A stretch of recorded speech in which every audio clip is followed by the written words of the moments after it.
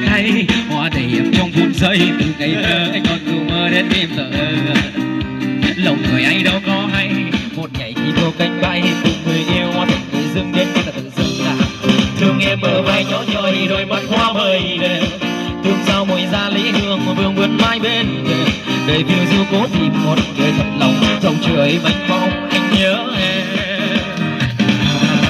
trên kia về vân phố đôi sao chẳng số vô thể em ơi đừng xa cách rồi chẳng có nếu em về bình yên trên mái nhà nhìn đời thương sống em còn bên anh có phải còn trời ban anh sáng năm tháng tôi về sáng nay về chung lối người mang đi đắng nhưng cớ sao còn không rồi một mai em nữa bước ngã trên đời thay đổi nhìn về anh người chẳng biết em lẻ loi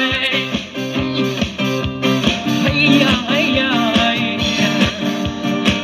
nói ra nhưng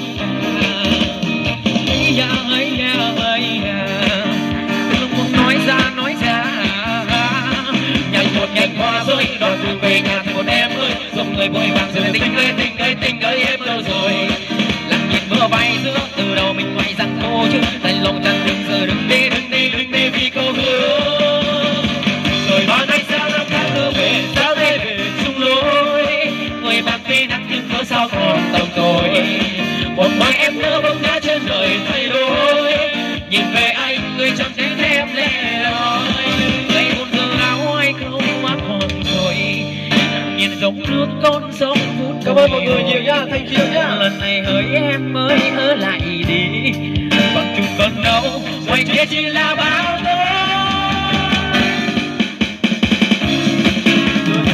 trời ban ánh sáng năm tháng tư về sáng nay về chung lối người mang đi nắng nhưng cớ sao còn tầm tôi một mai em nhớ bóng ngã trên đời thay đổi nhìn về anh người chọn kết em lẻ loi come on khúc luôn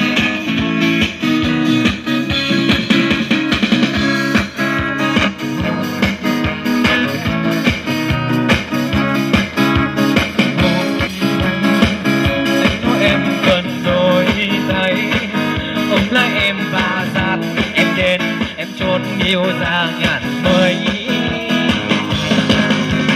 hôm nay lòng như biết nhưng âu lo thường ngày chỉ còn em ngồi sau cùng anh ta đi đến đâu cũng được nếu như một ngày anh không giống như em đợi trong mong chẳng không được thế giới liệu em có yêu không thì anh thật nhỏ bé của người anh yêu có em vẫn ấm áp như một bài hát anh yêu mình giữa nhau thật chắc nhé nếu đi ta cùng đi mỗi bao giông đều qua thế con tim cũng theo lý trí giờ gió đông lạnh giá lắm cứ yên tâm còn anh và nắng vàng vùng trời ấm để em cảm thấy yêu thương nhiều hơn vì có em là yêu anh có mưa giông thì để anh lo chẳng mưa xưa được mấy đêm nhưng bình yên khi bên em tìm thấy em người anh yêu lúc yêu thương từ nhớ nắng cuối chiều từ đây anh sẽ là sống tốt hơn bao nhiêu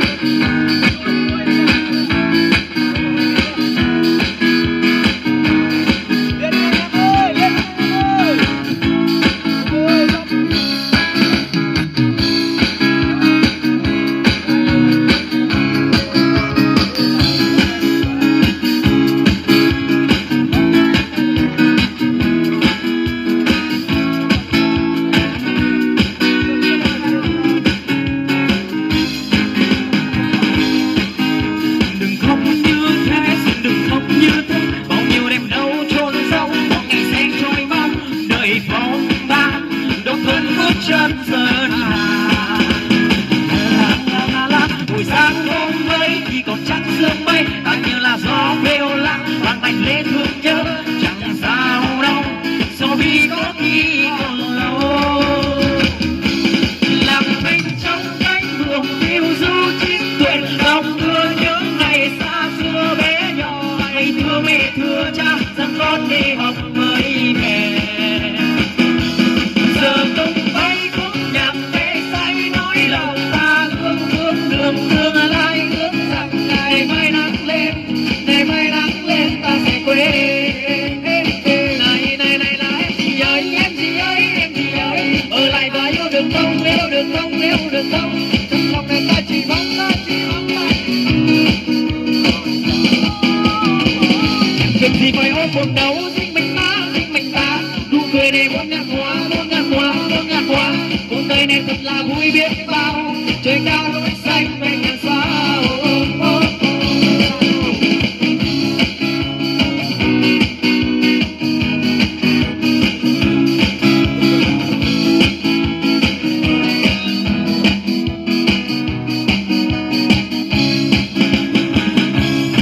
Biết bao ngày xuân đi qua, xin phép gia đình mẹ cha cho nước em về làm dâu, hai đứa sau này làm giàu, kéo theo đàn trai vương mong, quay mỗi ngày ngày hài lòng. Đàn ơi anh tới, anh đón em về cái tình trăm năm. Đêm nằm mơ, những ngày làm thơ, thương rồi nhớ mà có sao lòng hờn thờ. Yêu là cuối trên giấy hay nhà làm xuôi, rượu bia chê lắng tắt mỗi ngày có cuộc cưng nói. Từng mầm nồng, yêu đồng sâu có đất tơ hồng, luôn không làm cho ta xa cách nhau. Em trong rau, anh trong câu, nhưng có trong đầu, nhưng quên con nhẹ làm nhau. Đêm bao ngày xuân đi qua, xin phép gia đình mẹ cha cho nước em về làm dâu, hai đứa sau này làm giàu, kéo theo đàn trai vương mong, quay mỗi ngày ngày hài lòng. Đàn ơi anh tới, anh đón em về cái tình trăm năm.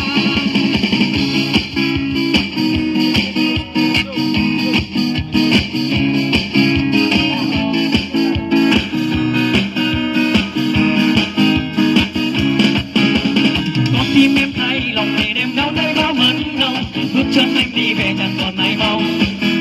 Buồn xong 2-3 năm rồi để giờ nghe tiếng em đi theo chồng, nước mắt hoa tiếng đau người đằng sau. Bao ngày trông mong sống đợi giờ về thì không ai giữa, rồi một giây sống đỡ tay giấu đi vội vàng. Đêm nhật tìm xa phương xa cái tiếng cười cầm quê nhà, về giờ đây lấy em vứt cho người ta. Cô đơn dành cho ai đây bao nhiêu tâm tư tàn hoa phai, cứ nghĩ là ta xưa mãi được tình đó. Bao nhiêu lần ta hay đi vòng về đây dấu yêu ban đầu, chẳng lâu lâu bên nhau hát vang câu hò. Đêm thâu lẻ lọ không sao đâu, chia tay chẳng bao lâu, phải chẳng em đem tình yêu cho người khác.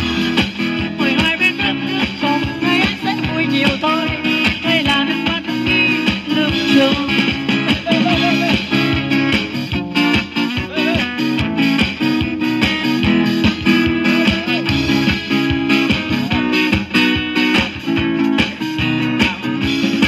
Chẳng nhắc sông sinh, không khí tân hôn lân đần, anh cũng chỉ sống nổi mừng, nhìn tôi nó tân mới vương đi. Dầu sáng đêm đủ năm đích kia năm thực lòng, đâu buồn ăn ai, không lại tin tìm đôi con.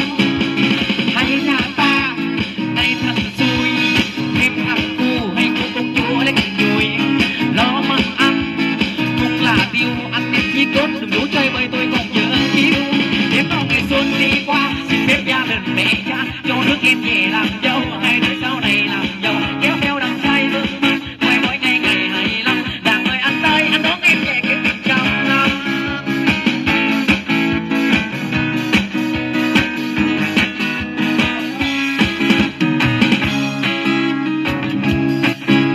Này người anh đơn cuộc sống buồn chết đuổi chạm thay đen, những bạt sao hoa lòng người ta dẫm lên nhau mà sống. Yêu hoa thời gian trôi qua cũng cháy già cả thôi, tình yêu vô biên lúc quên biệt có mang theo được số đấy mồ. Nhắm mắt ra hết còn lại được gì, tối ca chỉ là giọt nước mắt. Hãy cùng với tôi sống chỉ một lần, tại sao không yêu thương nhau.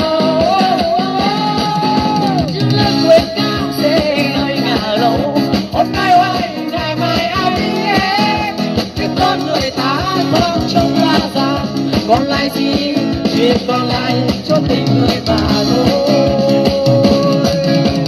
Ước chuyện sau để mới giàu, giàu trước khổ sau thế càng đau. Hãy để cho ta nhận biết ra rằng khi gian nan có được ai. Khi mình đã có người ta cần, người ta luôn quan tâm và chia sẻ. Khi mình xa cơ bất tí trong cuộc đời, người ta mang mình ra để dễ bắt. Khi gian nan mới biết ai là bạn, vậy mới nhân đời có mấy người cùng ngược đôi.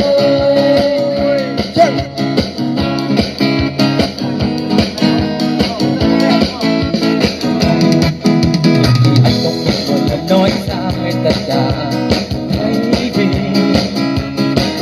quay lại nhìn kể về anh ta bằng đôi mắt lấp lánh. Đôi lúc em chắc ánh mắt của anh, bây giờ như lúc nào anh không yêu thấu lòng anh. Không thể ngắt lời, càng không thể giọt lệ nào được rơi. Ngày này lội bước về sau để thấy em rõ hơn, mình có thể ngắm bên từ xa. Ở em ở lại càng cuộc sống mong trái